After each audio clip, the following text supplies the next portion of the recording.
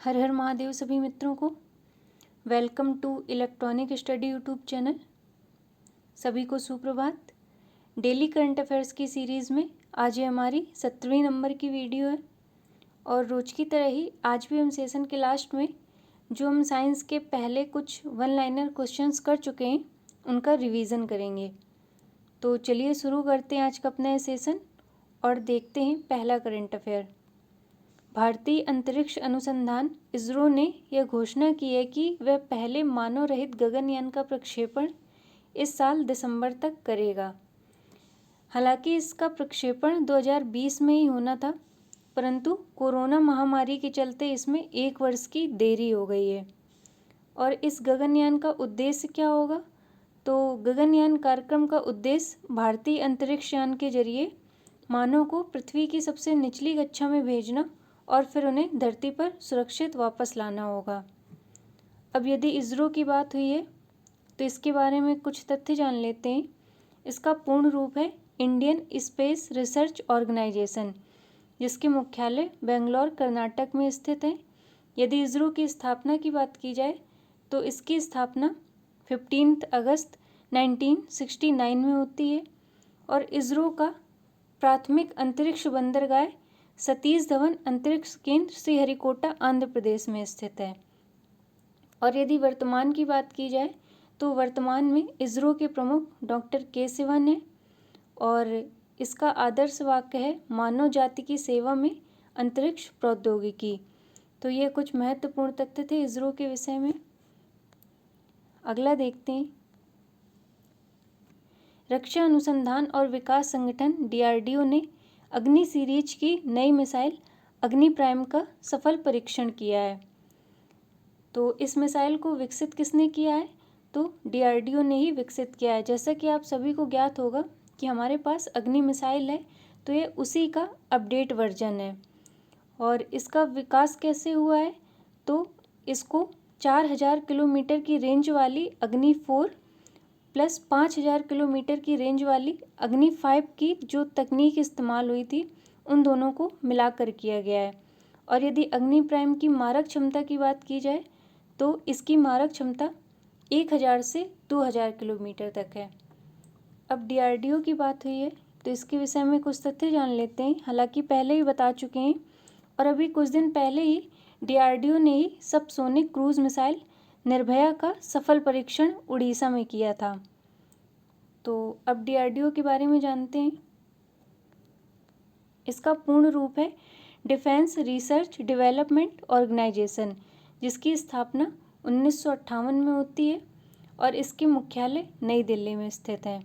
और यदि वर्तमान की बात की जाए तो वर्तमान में DRDO के महानिदेशक डॉक्टर G सतीश रेड्डी हैं और DRDO का ध्येय है बलश्य मूलम विज्ञानम।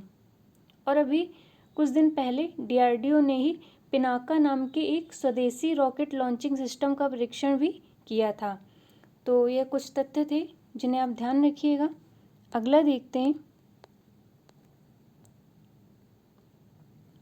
केंद्र सरकार ने हाल ही में अटॉर्नी जनरल KK वेणुगोपाल का कार्यकाल 1 साल के लिए फिर से बढ़ा दिया है। इस प्रकार वेणुगोपाल अपने पद पर 30 जून 2022 तक रहेंगे और इससे पहले भी वर्ष 2020 में इनका कार्यकाल 1 वर्ष के लिए बढ़ाया गया था। और यदि शपथ की बात की जाए तो KK वेणुगोपाल हमारे 15 नंबर के अटॉर्नी जनरल हैं और इन्होंने 1 जुलाई 2017 को अटॉर्नी जनरल के रूप में शपथ ली थी। अन्य तथ्य में देखते हैं। भारत का महान्यायवादी, जिसको अटॉर्नी जनरल बोला जाता है, ये भारत सरकार का मुख्य कानूनी सलाहकार होता है और भारतीय उच्चतम न्यायालय में सरकार का प्रमुख वकील भी अटॉर्नी जनरल ही होता है। अब यदि अटॉर्नी जनरल की नियुक्ति की बात की जाए तो अटॉर्नी जनरल की नियुक्ति राष्ट्रपति करता है और संविधान में इनकी नियुक्ति से संबंधित अनुच्छेद 76 है। और यदि अटॉर्नी जनरल के कार्यकाल की बात की जाए तो इसकी कोई निश्चित अवधि नहीं होती है। यह राष्ट्रपति के प्रसाद पर्यंत कार्य करता है। मतलब जब तक राष्ट्रपति चाहे तब तक ये अपने पद पर बने रह सकते हैं।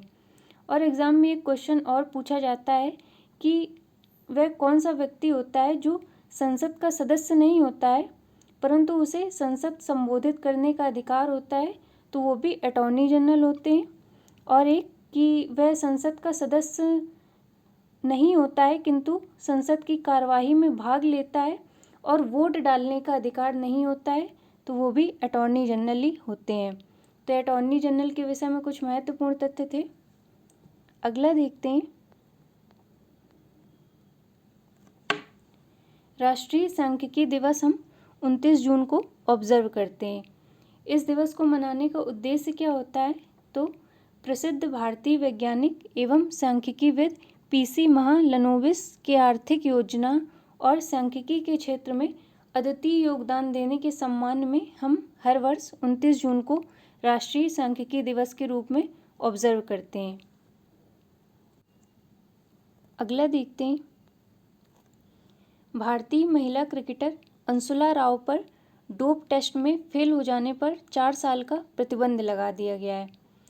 नेशनल एंटी डोप एजेंसी नाडा द्वारा 2 सैंपल की टेस्टिंग में फेल होने के बाद यह फैसला लिया गया है। तो अब ये डोप टेस्ट क्या होता है, तो जैसा कि आपको पता होगा कि डोप का अर्थ ही मिलावट होता है। तो यदि कोई खिलाड़ी परफॉर्मेंस इन्हेंसिंग ड्रग्स का इस्तेमाल करता है, अर्थात निष्पादन बढ़ाने वाली औषधि उसने ली होती है, तो इसका पता लगाने के लिए हम ये डोप टेस्ट करते हैं। तो ये करता कौन है, तो ये नाडा के द्वारा किया जाता है, जिसका पूर्ण रूप होता है नेशनल एंटी डोपिंग एजेंसी।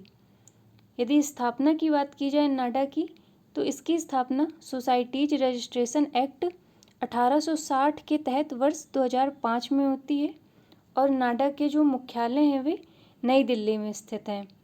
और नाडा का चेयरमैन मिनिस्ट्री ऑफ स्पोर्ट्स होता है, मतलब जो भारत का खेल मंत्री होगा वही नाडा का चेयरमैन होगा। तो वर्तमान में इसके चेयरमैन है किरण रिजिजू और इसका मोटो है प्ले फेयर।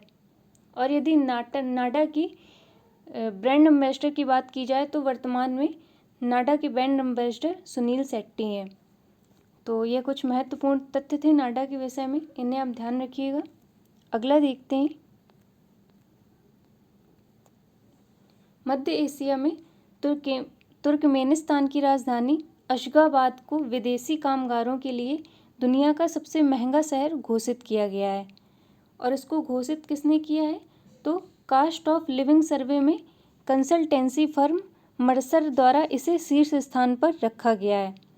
और दूसरे नंबर की यदि बात की जाए तो दूसरा सबसे महंगा शहर हांगकांग और तीसरा लेबनान में बैरूत है। और इसको जो महंगा घोषित किया गया है तो इसका आधार क्या है, तो इसको आवास, भोजन और परिवहन खर्चों के आधार पर सबसे महंगा घोषित किया गया है। अगला देखते हैं,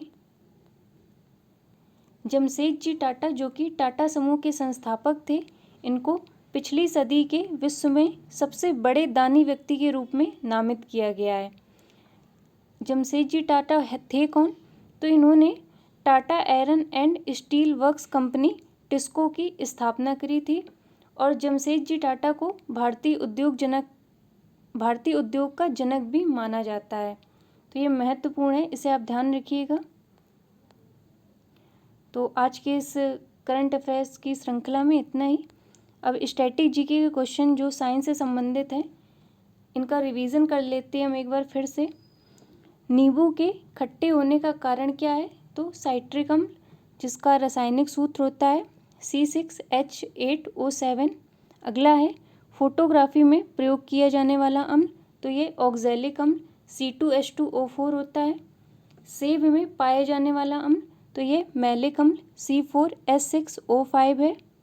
और यदि अग्निशामक यंत्र में प्रयोग की जाने वाली गैस की बात की जाए तो इसमें CO2 का प्रयोग होता है।